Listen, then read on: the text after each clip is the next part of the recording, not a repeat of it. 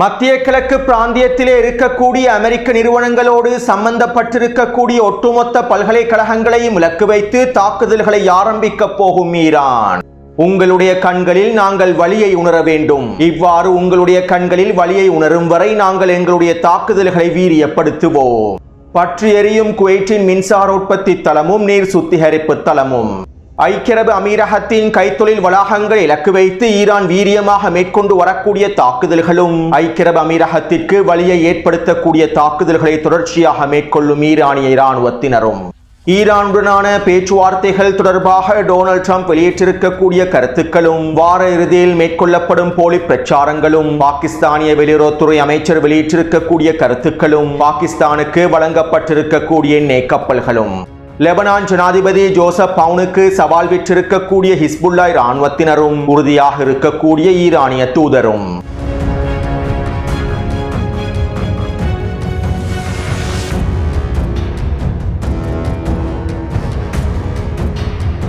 இது ஈரான் அப்டேட்டின் 65வது காணொளியாகும். நேற்றிரவு வெளியிட்ட காணொளியை பார்வையிடாதவர்கள் கீழே இருக்கக்கூடிய லிங்கினை பயன்படுத்தி அவசரமாக பார்வையிடுங்கள். அத்தோடு நேற்றிரவு நடைபெற்ற ஊடக சந்திப்பிலே நெட்டன்யாஹூ இவ்வாறு தெரிவித்தார். நாங்கள் தெற்கு லெபனான் பிரதேசத்திலே ஹிஸ்புல்லா இராணுவத்தினை முழுமையாக முடிவுக்கு கொண்டு வருவோம். ஹிஸ்புல்லாவை முடிவுக்கு கொண்டு வருவதற்கான தாக்குதல்களை எங்களுடைய இராணுவத்தினர் மேற்கொண்டு வருகின்றார்கள். மேலும் தெற்கு லெபனான் பிரதேசத்திலே தரைவழி தாக்குதல்களை விரிவுபடுத்துவதற்கான உத்தரவுகளையும் நான் பிறப்பித்துள்ளேன். தெற்கு லெபனான் பிரதேசத்திலே எங்களுடைய பாதுகாப்பு மண்டலங்களும் விரிவுபடுத்தப்படும். இதற்கான உத்தரவுகளையும் நான் பிறப்பித்துள்ளேன். மேலும் நாங்கள் தெற்கு லெபனான் பிரதேசத்திலே அனைத்து விதமான இலக்குகளையும் அடைந்து கொள்வோம். ஹிஸ்புல்லாவை நாங்கள் முழுமையாக நசுக்குவோம் என நெட்டன்யாஹூ கருத்துக்களை வெளியிட்டிருந்தார். அதாவது 1.5 வருடங்களுக்கு முன்பு லெபனானோடு யுத்த நிறுத்த ஒப்பந்தத்தினை மேற்கொண்டதற்கு பின்பு தெற்கு லெபனானினுடைய எல்லை பிரதேசத்தில் 6 பாதுகாப்பு மண்டலங்களை இஸ்ரேல் ஆக்கிரமிப்பு அமைத்தது. தெற்கு லெபனானினுடைய முக்கியமான 6 மூலோபாய பிரதேசங்களை கைப்பற்றிக் கொண்டே இந்த பாதுகாப்பு மண்டலம் அமைக்கப்பட்டிருந்தது. தற்போது இந்த பாதுகாப்பு மண்டலங்களை விரிவுபடுத்துவதற்கான உத்தரவுகளையே நெட்டன்யாஹூ வழங்கியுள்ளார். அதே போன்று தெற்கு லெபனான் முழுவதும் இஸ்ரேலி ஆக்கிரமிப்பு ராணுவம் உச்ச வான்வழி தாக்குதல்களையும் மேற்கொள்கின்றது. காசாவிலே எவ்வாறு பிரதேசங்களை தரைமட்டமாக்குவதற்கான தாக்குதல்களை மேற்கொண்டிருந்ததோ அதே போன்று தற்போது ஒட்டுமொத்த தெற்கு லெபனானையும் தரைமட்டமாக்குவதற்கான தாக்குதல்களை இஸ்ரேலி ஆக்கிரமிப்பு மேற்கொள்கின்றது. இருப்பினும் இந்த தரைமட்டமாக்கக்கூடிய வான்வழி தாக்குதல்களின் மூலமாக தெற்கு லெபனான் பிரதேசத்திலே அவர்களுக்கு இலக்குகளை அடைந்து கொள்ளவே முடியாது. காசாவில் எவ்வாறு அவர்களால் இலக்குகளை முழுமையாக அடைந்து கொள்ள முடியாத நிலைமை காணப்படுகின்றதோ அதே போன்றே தெற்கு லெபனான் பிரதேசத்திலும் அவர்களால் இலக்குகளை அடைந்து கொள்ளவே முடியாது. அது மட்டுமல்லாமல் தரைவழி தாக்குதலில் இஸ்ரேலிய ஆக்கிரமிப்பு ராணுவம் மிகப்பெரிய இழப்புகளையும் சந்தித்து வருகின்றது. அத்தோடு நேற்றிரவு அமெரிக்காவினுடைய மத்திய கட்டளை தளபதி பிராட் கூப்பர் இஸ்ரேலிய ஆக்கிரமிப்பிலே களமிறங்கியுள்ளார். இஸ்ரேலிய ஆக்கிரமிப்பு ராணுவத்தினுடைய தலைமை அதிகாரி எல் ஜமீரை சந்தித்து கலந்துரையாடல்களை மேற்கொண்டுள்ளார். இதன்போது தெற்கு லெபனான் பிரதேசத்திலே ஹிஸ்புல்லா ராணுவத்திற்கு எதிரான தரைவழி தாக்குதல்களை வீரியப்படுத்துவது தொடர்பாகவும் யமன் ஹவுதி ராணுவத்திற்கு எதிரான அடுத்த கட்ட தாக்குதல்கள் தொடர்பாகவும் ஈரானுக்கு எதிரான தாக்குதல் திட்டங்கள் தொடர்பாகவும் கலந்துரையாடல்கள் மேற்கொள்ளப்பட்டிருப்பதாக தெரிவிக்கப்படுகின்றது. மேலும் ஈரானுக்கு எதிராக அமெரிக்கா கொண்டிருக்கக்கூடிய அடுத்த கட்ட தாக்குதல் திட்டத்தினை முழுமையாக நெட்டன்யாஹூவுக்கு முன்வைப்பதற்காகவே அமெரிக்க மத்திய கட்டளை தளபதி இஸ்ரேலிய ஆக்கிரமிப்பில் களமிறங்கி இருப்பதாகவும் தெரிவிக்கப்படுகின்றது. ஈரானுக்கு எதிரான தரைவழி தாக்குதல் திட்டங்கள் தொடர்பாகவும் அமெரிக்க மத்திய கட்டளை தளபதி எல் ஜமீரோடு முக்கியமான கலந்துரையாடல்களை மேற்கொண்டிருப்பதாகவும் இஸ்ரேலிய ஆக்கிரமிப்பு ஊடகங்கள் சுட்டிக்காட்டியுள்ளன. அடுத்து கடந்த வாரம் லெபனானிய அரசாங்கம் லெபனானிலே இருக்கக்கூடிய ஈரானிய தூதரும் ஈரானினுடைய ராஜதந்திரிகளும் முழுமையாக வெளியேறிவிட வேண்டும் என உத்தரவிட்டிருந்தது. லெபனானினுடைய வெளியுறவுத்துறை அமைச்சரே ஊடகங்களுக்கு முன்னால் இந்த அறிவிப்புகளை வெளியிட்டிருந்தார். ஈரானிய தூதரும் ஈரானிய ராஜதந்திரிகளும் வெள்ளிக்கிழமைக்குள் முழுமையாக வெளியேறிவிட வேண்டும் என உத்தரவிட்டிருந்தார். இருப்பினும் தற்போது லெபனானிலே இருக்கக்கூடிய ஈரானிய தூதர் லெபனானை விட்டு வெளியேறவில்லை. நான் லெபனானை விட்டு வெளியேறப் போவதில்லை. ஈரானிய ராஜதந்திரிகள் யாருமே லெபனானை விட்டு வெளியேறப் போவதில்லை என ஈரானிய தூதர் வெளிப்படையாக அறிவித்துள்ளார். அதாவது ஹிஸ்புல்லா ராணுவத்தினர் ஈரானிய தூதரை வெளியேற வேண்டாம் என உத்தரவிட்டுள்ளார்கள். மேலும் ஹிஸ்புல்லா ராணுவத்தினர் லெபனானினுடைய ஜனாதிபதி ஜோசப் பவுனுக்கும் சவால் விட்டுள்ளார்கள். லெபனானிய வெளியுறவுத்துறை அமைச்சர் வெளியிட்டிருக்கக்கூடிய கருத்துக்களுக்கு கட்டுப்பட வேண்டிய எந்த தேவையும் எங்களுக்கு இல்லை. மேலும் ஈரானினுடைய தூதர் எங்கும் செல்ல மாட்டார். ஈரானிய ராஜதந்திரிகளும் எங்கும் செல்ல மாட்டார்கள். தைரியம் இருந்தால் ஜனாதிபதி ஜோசப் பவுன் ஈரானிய தூதரை வெளியேறுமாறு கூறட்டும். அதற்கு பிறகு நாங்கள் அடுத்த கட்டத்தை பார்த்துக் கொள்கின்றோம் என ஹிஸ்புல்லா ராணுவத்தினர் தரமான மிரட்டல்களை வெளியிட்டுள்ளார்கள்.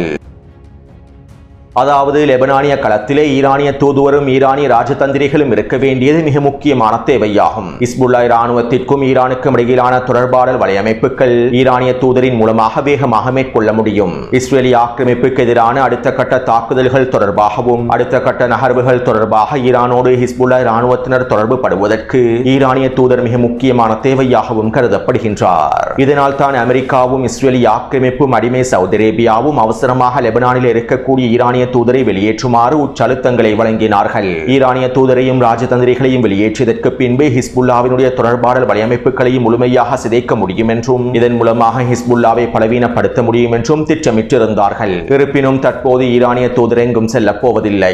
அதே நேரம் ஈரானோடு தொடர்பு படுவதற்கு ஹிஸ்புல்லாவுக்கு பல மாற்று வழிகளும் இருக்கின்றன. ஈரானுக்கும் ஹிஸ்புல்லாவுக்கும் இடையில் தொலைத்தொடர்பு வலையமைப்புகளும் காணப்படுகின்றன. இருப்பினும் ஈரானிய தூதர் லெபனானிய களத்தில் இருப்பது ஒரு முக்கிய தேவையாகவே பார்க்கப்படுகின்றது. எனவே இதனால் தான் தற்போது ஹிஸ்புல்லா இராணுவத்தினர் லெபனானிய ஜனாதிபதிக்கும் சவால் விட்டுள்ளார்கள். மேலும் லெபனானிய ஜனாதிபதி அடிமை ஜோசப் அவுன் ஈரானிய தூதரை வெளியேற்றுவதற்கான அறிவிப்புகளை வெளியிடுவதற்கான வாய்ப்புகள் குறைவாகவே இருக்கின்றன.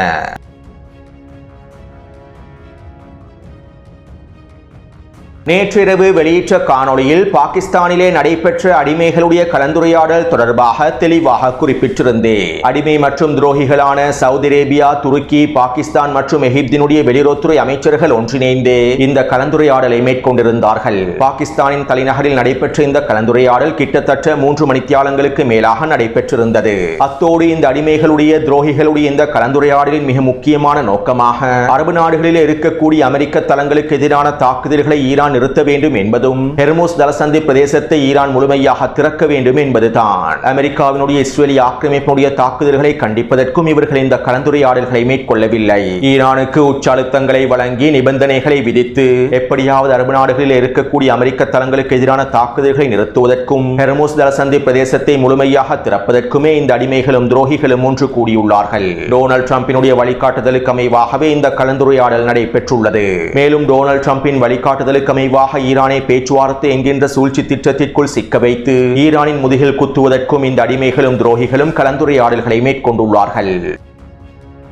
அத்தோடு இந்த கலந்துரையாடல்களை தொடர்ந்து பாகிஸ்தானினுடைய வெளியுறவுத்துறை அமைச்சர் இவ்வாறு தெரிவித்தார். போர் என்பது யாருடைய தீர்வாகவும் இருக்காது. போரின் மூலமாக யாருமே பயன்பெற மாட்டார்கள். இந்த போரை நாங்கள் அவசரமாக முடிவுக்கு கொண்டு வர வேண்டும். மத்திய கிழக்கு பிராந்தியத்தினுடைய பாதுகாப்பும் ஸ்திரத்தன்மையும் உறுதி செய்யப்பட வேண்டும். இதனால் அமெரிக்காவும் ஈரானும் அவசரமாக பேச்சுவார்த்தைகளை ஆரம்பிக்க வேண்டும். பாகிஸ்தானினுடைய தலைநகரிலே பேச்சுவார்த்தைகளை மேற்கொள்வதற்கு நாங்கள் அழைப்பு விடுக்கின்றோம் என பாகிஸ்தானினுடைய வெளியுறவுத்துறை அமைச்சர் தெரிவித்திருந்தார். மேலும் ஈரான் இந்த பேச்சுவார்த்தைகளுக்கு சம்மதத்தினை வழங்கியுள்ளது. டொனால்ட் ட்ரம்பினுடைய 15 நிபந்தனைகளுக்கு ஏற்றுக்கொண்டு விட்டது என்று எந்தவிதமான கருத்துக்களையும் அவர் வெளியிட்டிருக்கவில்லை.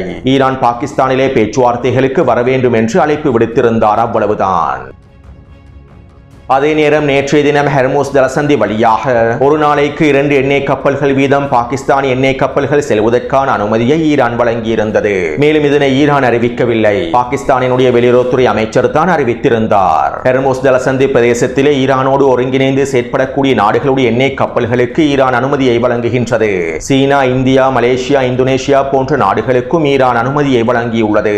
ஆனால் இந்த அனுமதிகள் மட்டுப்படுத்தப்பட்ட அனுமதிகளாகும். நினைத்தபடி ஹெர்முஸ் ஜலசந்தி பிரதேசத்தின் இந்த நாடுகளுடைய எண்ணெய் கப்பல்களும் செல்ல முடியாது. அனைத்து சோதனைகளையும் மேற்கொண்டதற்கு பின்பு எண்ணெய் சந்தையில் மாற்றத்தினை ஏற்படுத்தாத வகையில் வரையறுக்கப்பட்ட விதத்திலேயே இந்த எண்ணெய் கப்பல்களுக்கான அனுமதியையும் ஈரான் வழங்கியுள்ளது. இப்படியான நிலைமையிலேயே பாகிஸ்தானுக்கும் வரையறுக்கப்பட்ட விதத்தில் இன்னும் 10 எண்ணெய் கப்பல்களுக்கான அனுமதியையும் ஈரான் வழங்கியுள்ளது.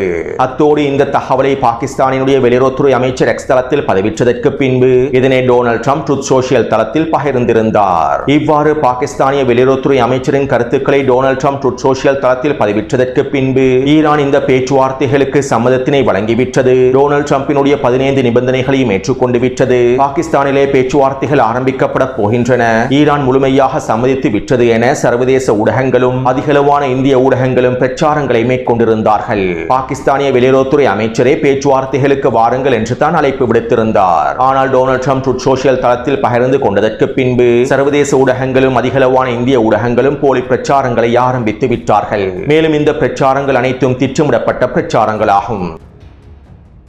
கடந்த வாரமும் இவ்வாறு தான் டொனால்ட் ட்ரம்ப் போலி பிரச்சாரங்களை மேற்கொண்டிருந்தார். இன்று திங்கட்கிழமை சர்வதேச சந்தையானது திறக்கப்படுவதனால் பங்குச்சந்தைகள் முழுமையாக திறக்கப்படுவதனால் பங்குச்சந்தையில் மாற்றத்தினை ஏற்படுத்துவதற்கும் பங்குச்சந்தையை கட்டுப்படுத்துவதற்கும் எண்ணெய் விலையேற்றத்தில் தாக்கத்தினை ஏற்படுத்துவதற்கும் எண்ணெய் விலையேற்றத்தினை குறைப்பதற்கும் டொனால்ட் ட்ரம்பினுடைய தலைமையில் பல போலி பிரச்சாரங்கள் மேற்கொள்ளப்பட்டிருந்தன. இந்த போலி பிரச்சாரங்களின் விளைவாகவே கடந்த வாரம் சர்வதேச சந்தையில் எண்ணெய் விலையானது $10 குறைந்திருந்தது. எனவே நேற்றைய தினம் ஞாயிற்றுக்கிழமை என்பதனால் இன்று சர்வதேச பங்குச்சந்தை திறக்கப்பட போகின்றது என்பதனால் அதே போலி பிரச்சாரங்களை நேற்றிரவு மேற்கொண்டிருந்தார்கள். மேலும் இந்த போலி பிரச்சாரங்களின் அடுத்த கட்டமாக டொனால்ட் ட்ரம்பும் நேற்றிரவு நடைபெற்ற ஊடக சந்திப்பில் இவ்வாறு தெரிவித்திருந்தார். உண்மையில் சொல்ல போனால் எனக்கு ஈரான் எண்ணெய்களை முழுமையாக கைப்பற்றுவது தான் பிடித்த விடயமாக இருக்கின்றது. ஆனால் அமெரிக்காவில் இருக்கக்கூடிய முட்டாள்கள் ஏன் நீங்கள் இவ்வாறு செய்கின்றீர்கள் என கேள்விகளை எழுப்புகின்றார்கள். உண்மையில் அவர்கள் முட்டாள்கள். ஈரான் எண்ணெய்களை முழுமையாக கைப்பற்றுவது எங்களுக்கு மிக முக்கியமானதாகும். ஒருவேளை நாம் ஈரானினுடைய காக் தீவை கைப்பற்றலாம், கைப்பற்றாமலும் போகலாம். ஆனால் நாங்கள் காக் தீவிலே சில நாட்களுக்கு இருக்க வேண்டிய தேவை இருக்கின்றது. காக் தீவை கைப்பற்றி அங்கு இருக்க வேண்டிய தேவை இருக்கின்றது. காக் தீவிலே இருக்கக்கூடிய வான் பாதுகாப்பு அமைப்புகளை நாங்கள் சிதைத்து விட்டோம். காக் தீவிலே பாதுகாப்புக்காக ஈரானிடம் எதுவுமே இல்லை. ஈரானின் பாதுகாப்பு சாதனங்கள், ஆயுதங்கள் அனைத்தும் முடக்கப்பட்டு விட்டன. இதனால் நாங்கள் இலகுவாக காக் தீவை கைப்பற்றி விடுவோம். வெனிசுவேலாவின் எண்ணெய்களுக்கு நாங்கள் செய்ததை போன்று காக் தீவில் இருக்கக்கூடிய எண்ணெய்களையும் எங்களுக்கு முழுமையாக கைப்பற்றிக் கொள்ள முடியும். அதே போன்று பாகிஸ்தானின் தலைமையில் ஈரானோடு பேச்சுவார்த்தைகள் சிறப்பாக நடைபெறுகின்றன. மேலும் பாகிஸ்தானிய கொடியோடு செல்லக்கூடிய 10 கப்பல்களையும் அவர்கள் எனக்கு மீண்டும் வழங்கியுள்ளார்கள். அதே போன்று நாங்கள் இந்த பேச்சுவார்த்தைகள் மூலமாக ஈரானோடு ஒரு ஒப்பந்தத்தினை எட்ட முடியும் என நம்புகின்றேன். ஆனால் ஈரானோடு ஒப்பந்தத்தை எட்ட முடியாமலும் போகலாம். ஏனென்றால் ஈரானினுடைய திறன்களை முழுமையாக அளிக்க வேண்டிய தேவை காணப்படுகின்றது. பேச்சுவார்த்தைகள் மேற்கொள்ளும் சந்தர்ப்பத்திலேயே நாங்கள் ஈரானை தகர்க்க வேண்டும். அவர்களுடைய ஏவுகணை திறன்கள் முழுமையாக அளிக்கப்பட வேண்டும். இதனை நாங்கள் தற்போது சிறப்பாக செய்து வருகின்றோம். மேலும் நாங்கள் ஈரானிலே ஆட்சி மாற்றத்தை ஏற்படுத்திவிட்டோம். தற்போது ஈரானிலே புதிய ஆட்சி நடைபெறுகின்றது. கமேனியினுடைய மகன் தற்போது உயிரோடு இல்லை. அவர் உயிரோடு இருந்தாலும் நடைப்பினமாக இருக்கின்றார். நாங்கள் கூறியதை போன்று ஈரானுக்குள்ளே ஆட்சி மாற்றத்தை ஏற்படுத்திவிட்டோம். இது எங்களுக்கு கிடைத்திருக்கக்கூடிய மிகப்பெரிய வெற்றி என டொனால்ட் ட்ரம்ப் இந்த வாரமும் அவருடைய மாயைகளை வெளிப்படுத்தி இருந்தார். ஆனால் இந்த வாரம் டொனால்ட் ட்ரம்ப் நினைத்ததை போன்று சர்வதேச சந்தையில் எந்தவிதமான மாற்றங்களும் ஏற்படவில்லை. எண்ணெய் விலையானது குறையவில்லை. மாறாக இன்றைய தினம் எண்ணெய் விலையானது $8 அதிகரித்துள்ளது. கடந்த வெள்ளிக்கிழமை பங்குச்சந்தையானது மூடும்போது எண்ணெய் விலையானது $108 இருந்தது. இன்றைய தினம் பங்குச்சந்தை திறந்ததும் எண்ணெய் விலையானது $116 உயர்ந்துள்ளது. டொனால்ட் ட்ரம்பும் அவருடைய அடிமைகளும் எல்லா விதமான போலி பிரச்சாரங்களை மேற்கொண்டாலும், பேச்சுவார்த்தை என்கின்ற மாயைகளை விதைத்தாலும் அது சர்வதேச சந்தையில் இந்த வாரத்தில் தாக்கத்தினை ஏற்படுத்தவில்லை. மாறாக ஈரான் தொடர்ச்சியான தாக்குதல்களை மேற்கொண்டு வருவதனால் எண்ணெய் விலையானது $8 அதிகரித்துள்ளது. இதற்கமைவாகவே தற்போது எண்ணெய் விலையானது $116 உயர்ந்துள்ளது. இப்படியான நிலைமையில் இன்றைய தினம் அமெரிக்காவினுடைய பொருளாதார நிபுணர்கள் எச்சரிக்கைகளை வெளியிட்டுள்ளார்கள். இந்த நிலைமை நீடிக்குமாக இருந்தால், ஹெர்முஸ் ஜலசந்தி பிரதேசம் திறக்கப்படாமல் இருக்குமாக இருந்தால் இன்னும் ஒரு மாதத்திற்குள்ளே எண்ணெய் விலையானது $200 தாண்டிவிடும் என எச்சரிக்கைகளை வெளியிட்டுள்ளார்கள். அமெரிக்க ஊடகங்களும் இந்த எச்சரிக்கைகளை வெளியிட்டிருந்தன. அத்தோடு இது ஒரு புறம் இருக்க, அமெரிக்கா முழுவதும் ஆர்ப்பாட்டங்களும் போராட்டங்களும் வீரியமடைந்துள்ளன. அரசர்கள் வேண்டாம், டொனால்ட் ட்ரம்ப் வெளியேறி விட வேண்டும் என்கின்ற கோஷங்கள் அமெரிக்க மக்களிடத்திலே வீரியமாக பரவி வருகின்றன. இன்றைய தினமும் அமெரிக்கா முழுவதும் டொனால்ட் ட்ரம்புக்கு எதிரான போராட்டங்களும் ஆர்ப்பாட்டங்களும் வெடித்துள்ளன என்பதும் குறிப்பிடத்தக்க விடயமாகும்.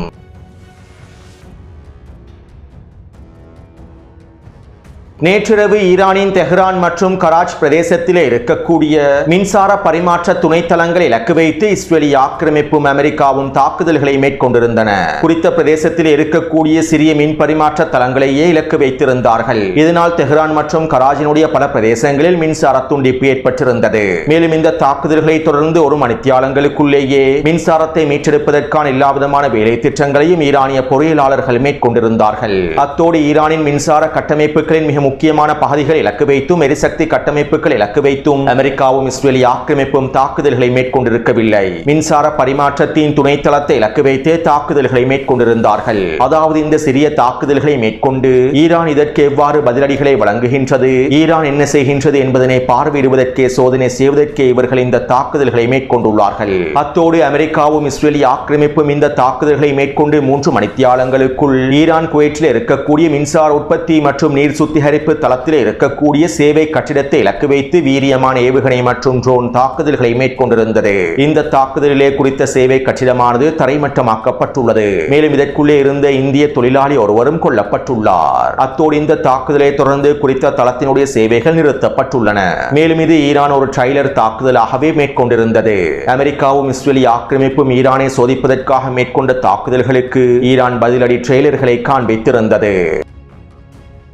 அது மட்டுமல்லாமல் இந்த தாக்குதலை தொடர்ந்து ஈரான், குவைத், பஹ்ரைன் மற்றும் ஐக்கிய அரபு அமீரகத்திற்கு எதிராக வீரியமான தாக்குதல்களையும் மேற்கொண்டிருந்தது. 3 அடிமைகளையும் பொழந்து கட்டக்கூடிய தாக்குதல்களை மேற்கொண்டிருந்தார்கள். இதற்கமைவாக குவைத்தில் இருக்கக்கூடிய அமெரிக்க கட்டளை தளத்தில் 4 வெடிப்புகள் பதிவாகி இருந்தன. மேலும் அமெரிக்க கட்டளை தளத்திற்கு அருகாமையில் இருக்கக்கூடிய குவைத் இராணுவத்தினுடைய முகாம் ஒன்றும் இலக்கு வைக்கப்பட்டுள்ளது. இந்த தாக்குதலிலே 10க்கும் அதிகமான குவைத் இராணுவ சிப்பாய்கள் படுகாயமடைந்து கொல்லப்பட்டிருப்பதாக தெரிவிக்கப்படுகின்றது. இதைத் தொடர்ந்து ஐக்கிய அரபு அமீரகத்தை இலக்கு வைத்து அதிரடியான தாக்குதல்கள் மேற்கொள்ளப்பட்டிருந்தன. இதன் விளைவாக துபாயிலே இருக்கக்கூடிய கைத்தொழில் வளாகத்தில் 2 வெடிப்புகளும், ஷார்ஜா கைத்தொழில் வளாகத்தில் 1 வெடிப்பும், அபுதாபியின் கைத்தொழில் வளாகத்தில் 1 வெடிப்பும் பதிவாகி இருந்தது. ஐக்கிய அரபு அமீரகத்தினுடைய அலுமினியம் உற்பத்தியோடு சம்பந்தப்பட்டிருக்கக்கூடிய, ஸ்டீல் உற்பத்தியோடு சம்பந்தப்பட்டிருக்கக்கூடிய தளங்கள் இலக்கு வைத்து இந்த தாக்குதல் மேற்கொள்ளப்பட்டிருப்பதாக தெரிவிக்கப்படுகின்றது. இருப்பினும் குறித்த தாக்குதல் தொடர்பான தகவல்களை ஐக்கிய அரபு அமீரகம் முழுமையாக மூடி மறைத்துவிட்டது. இந்த ஏவுகணைகளை சுட்டு வீழ்த்தியதாகவும் அறிவித்தது. ஆனால் உண்மையில் ஐக்கிய அரபு அமீரகத்தில் 4 வெடிப்புகள் வெற்றிகரமாக பதிவாகி இருந்தன. இதன் விளைவாக குறித்த தொழிற்சாலைகள் சிதைக்கப்பட்டிருந்தன. அது மட்டுமல்லாமல் குறித்த தாக்குதல்களை உறுதிப்படுத்தக்கூடிய காணொளிகளும் வெளியாக இருந்தன. அவற்றை டெலிகிராம் சேனலில் பதிவிட்டுள்ளேன். அடுத்து பஹ்ரைனில் இருக்கக்கூடிய அமெரிக்க தளங்களுக்கு எதிராகவும் சவுதி அரேபியாவுடைய தளங்களுக்கு எதிராகவும் தாக்குதல்கள் மேற்கொள்ளப்பட்டிருந்தன. இந்த தாக்குதல்களிலே 5 வெடிப்புகள் பதிவாக இருப்பது உறுதி செய்யப்பட்டுள்ளது. அடுத்து நேற்று மாலை இஸ்ஃபஹான் பிரதேசத்தில் இருக்கக்கூடிய தொழில்நுட்ப பல்கலைக்கழகத்தை இலக்கு வைத்து இஸ்ரேலிய ஆக்கிரமிப்பு தாக்குதல்களை மேற்கொண்டிருந்தது. குறித்த பல்கலைக்கழகத்தில் இருக்கக்கூடிய ஆராய்ச்சி நிலையத்தின் இலக்கு வைத்து இந்த தாக்குதல்கள் மேற்கொள்ளப்பட்டிருந்தன. மேலும் ஈரானிய IRGC ராணுவம் டொனால்ட் ட்ரம்புக்கு 24 மணி நேர காலக்கெடுவை விதித்திருந்தது. இன்னும் ஒரு சில மணித்தியாலங்களுக்குள் குறித்த காலக்கெடுவானது முடிவடைகின்றது. அத்தோடு மத்திய கிழக்கு பிராந்தியத்தில் இருக்கக்கூடிய அமெரிக்க நிறுவனங்களோடு சம்பந்தப்பட்டிருக்கக்கூடிய ஒட்டுமொத்த பல்கலைக்கழகங்களும் அங்கிருக்கக்கூடிய மாணவர்களையும் பேராசிரியர்களையும் வெளியேற்றி விட்டார்கள். தற்போது ஆன்லைன் மூலமாகவே இந்த கற்பித்தல் நடவடிக்கைகள் மேற்கொள்ளப்படுகின்றன. மேலும் குறித்த பல்கலைக்கழகங்களுக்கு அருகாமையில் இருக்கக்கூடியவர்களும் வெளியேற்றப்பட்டு விட்டார்கள். அதாவது உண்மையிலேயே ஈரான் டொனால்ட் ட்ரம்புக்கு காலக்கெடுவை வழங்கியது குறித்த பல்கலைக்கழகத்தில் இருக்கக்கூடிய மாணவர்கள் மற்றும் பேராசிரியர்கள் வெளியேற வேண்டும் என்பதற்குத்தான். அது மட்டுமல்லாமல் இந்த தாக்குதலுக்கான கண்டனங்களை டொனால்ட் ட்ரம்ப் ஒருபொழுதும் வெளியிட மாட்டார் என்பது ஈரானுக்கும் நன்றாகவே தெரியும். இருப்பினும் அமெரிக்காவுக்கு காலக்கெடுவை விதித்துவிட்டு உச்சக்கட்ட பதிலடி தாக்குதல்களை மேற்கொள்வது யுத்த காலத்திலே ஈரானினுடைய உறுதியை பலத்தையும் வெளிப்படுத்தும். இதற்கமைவாகவே ஈரானியர்கள் டொனால்ட் ட்ரம்புக்கு காலக்கெடுவையும் விதித்தார்கள். மேலும் தற்போது இந்த காலக்கெடு முடிவடைய போகின்றது. இதனால் இனி வரக்கூடிய மணித்தியாலங்களில் அல்லது இனி வரக்கூடிய நாட்களில் மத்திய கிழக்கு பிராந்தியம் முழுவதும் இருக்கக்கூடிய மிக முக்கியமான அமெரிக்காவின் பல்கலைக்கழகங்களை இலக்கு வைத்து தாக்குதல்களை ஆரம்பிப்பார்கள். அத்தோடு ஈரானிய விண்வெளி படையினுடைய தளபதி இவ்வாறு தெரிவித்தார். பிராந்தியத்திலே அமெரிக்காவோடும் ஜியோனிஸ் ஆக்கிரமிப்போடும் சம்பந்தப்பட்டிருக்கக்கூடிய அனைத்து முதலீட்டு நிறுவனங்களையும் அனைத்து இலக்குகளையும் நாங்கள் தற்போது முழுமையாக தயார் செய்து வருகின்றோம். எங்களுடைய இலக்கு பட்டியலானது நீண்டு கொண்டே செல்கின்றன. மேலும் இந்த பட்டியலுக்கு அமைவாக அடுத்த கட்ட தாக்குதல்களையும் நாங்கள் மேற்கொள்ளப் போகின்றோம். மேலும் எங்களுடைய தாக்குதல்கள் கண்ணுக்கு தலை என்கின்ற விகிதத்திலேயே அமைந்திருக்கும். எதிரியின் கண்களிலே நாங்கள் வலியை உணரும் வரை இந்த தாக்குதல்களை நிறுத்தப் போவதில்லை. மேலும் நிச்சயமாக இந்த தாக்குதலின் மூலம் எதிரியும் அதனுடைய நண்பர்களும் மிகப்பெரிய பேரிழப்பை சந்திப்பார்கள் என ஈரானிய விண்வெளி படையினுடைய தளபதி தெரிவித்துள்ளார். எனவே இந்த காணொளி தொடர்பான கருத்துக்களை பதிவிடுங்கள். அடுத்த காணொளி விரைவாக பதிவிடுகின்றேன். தொடர்ந்தும் என்னுடன் இணைந்திருங்கள். நன்றி, வணக்கம்.